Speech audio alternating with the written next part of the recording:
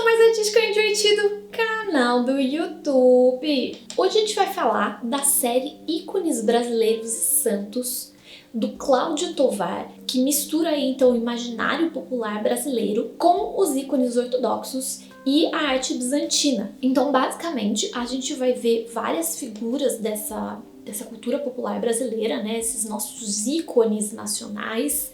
Então, principalmente figuras das artes cênicas e da música. Por exemplo, Hebe, Elis Regina, Darcy Gonçalves e de outros universos também, né? Por exemplo, do esporte, como a gente vê na representação do Ayrton Senna.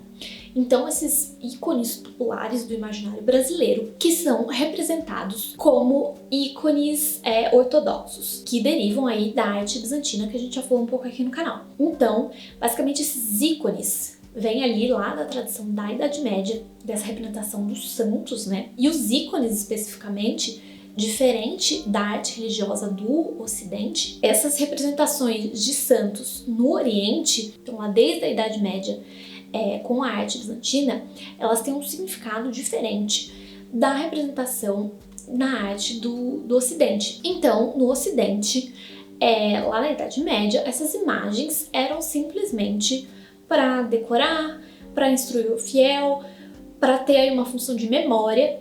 Mas no Oriente, na arte bizantina, ou seja, né, a arte que era feita no Império Bizantino, que a capital era Bizâncio ou Constantinopla, que hoje é Istambul, na Turquia. Então, na arte bizantina, essas obras, esses ícones, eles realmente eram sagrados.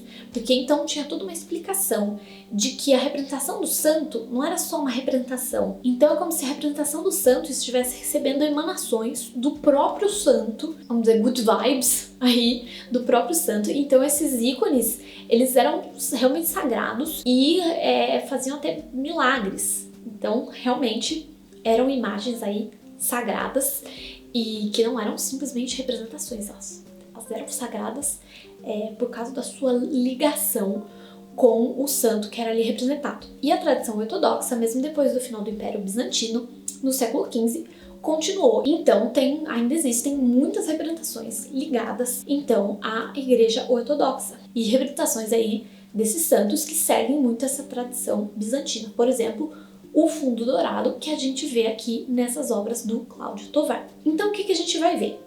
A gente vai ver essa mistura, como eu falei, da arte bizantina, da arte ortodoxa, com esses ícones brasileiros. Então, os rostos aí dos representados vão ser cortados de fotografias, né, de material impresso, com o rosto da pessoa, e o restante do corpo geralmente vai ser recortado de uma representação de um santo, de uma pintura, por exemplo. Essas obras são de uma técnica mista, porque a gente tem vários elementos, e daí o que vai ter é uma composição desses elementos, então, de fotografias recortadas e de material impresso recortado, com material com mais textura. Então, pedrarias, plumas, strass, os mais diversos aí materiais que remetem ao universo das fantasias, né, e do teatro, porque o artista, além de ser artista, né, ele é um ator e figurinista muito premiado.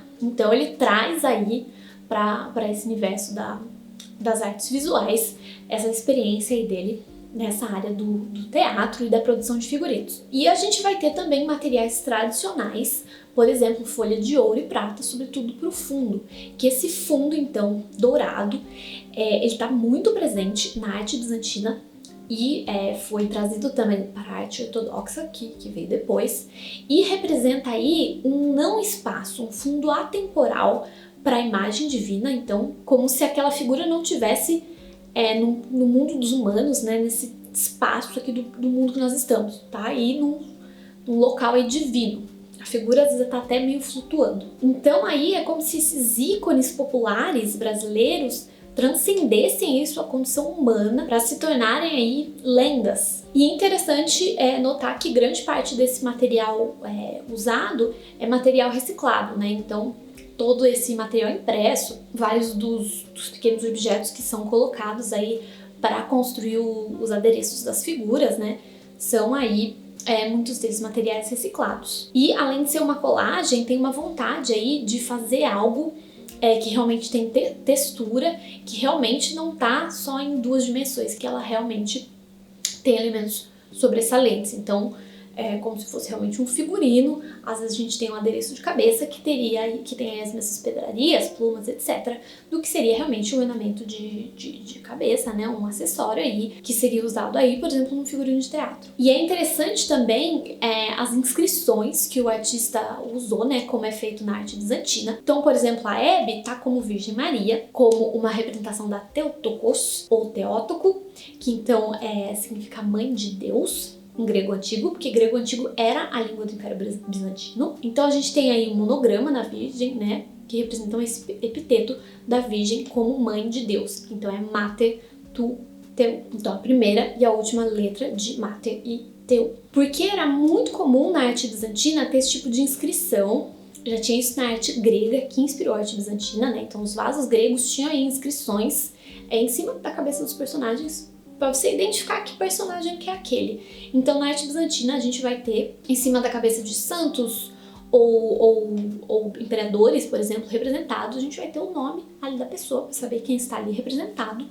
E no caso da Virgem e do Cristo, a gente vai ter os monogramas. Então, o artista vai colocar isso aqui também. E na obra do Chacrinha, por exemplo, ele fez um jogo de palavras bem interessante, porque o Chacrinha, o nome real dele, né? Chacrinha é o nome artístico, o nome de batismo dele é José Abelardo Barbosa. Então ele colocou com bastante humor Abelarius Barbosario Chacrinha est, que seria uma latinização da frase. Então, Abelardo Barbosa é Chacrinha. Então a gente tem aí toda essa mescla muito interessante entre a arte ortodoxa, a arte bizantina e a cultura contemporânea, né? Essas imagens contemporâneas, a influência do teatro e toda essa história de obras que não são aí em 2 dimensões, que são 3 dimensões, que realmente tem os elementos que estariam presentes nas verdadeiros figurismos, né? Se eles fossem de teatro.